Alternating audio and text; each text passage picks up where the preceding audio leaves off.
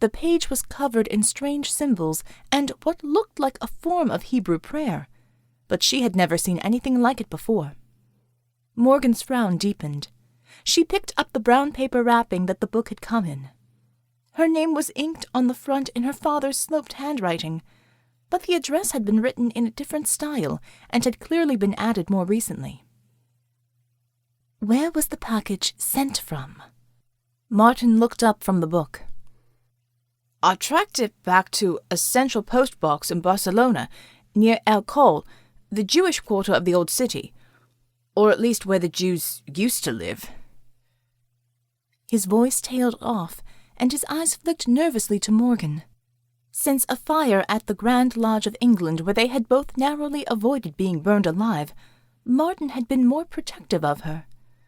Morgan appreciated the gesture, but the history of Spain's Jewish population was nothing new, repeated around Europe in those dark centuries. Based on her recent trip to Budapest, the story wasn't over yet.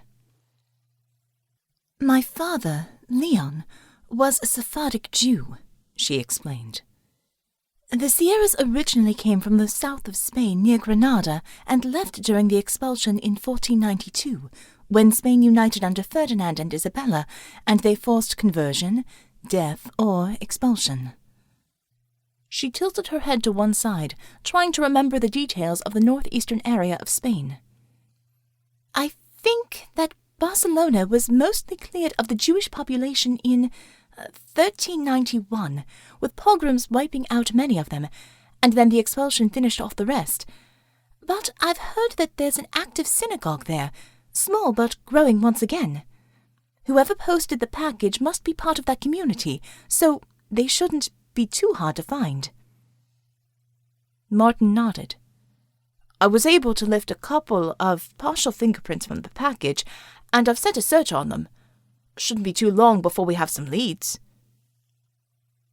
Morgan's fingers brushed the faded blue ink on the envelope, imagining her father inscribing the words years ago at his desk in Safed. His head would have been bent to the desk, his hands flowing over the pages as he whispered words from the Torah or sang snatches of the Hebrew songs he loved so much.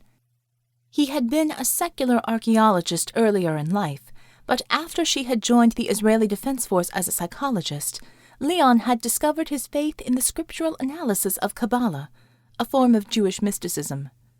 Leon had practiced gematria, a way of analyzing the numeric value of words to divine meaning in their numeric equivalents. Morgan remembered him telling a story of Rabbi Ishmael from the Talmud, who watched a scribe writing sacred words on a Torah scroll. My son, be meticulous in your work, the rabbi said, for it is the work of heaven. Should you omit one single letter, or add too many, you would thereby destroy the whole world. The precision of words was of primary importance to the Kabbalists, so on one level Morgan was desperate to know what the letter said. On a deeper, emotional level, the thought of opening it frightened her, knowing these would be the final words she would ever hear from her father. She took a deep breath and reached for the letter.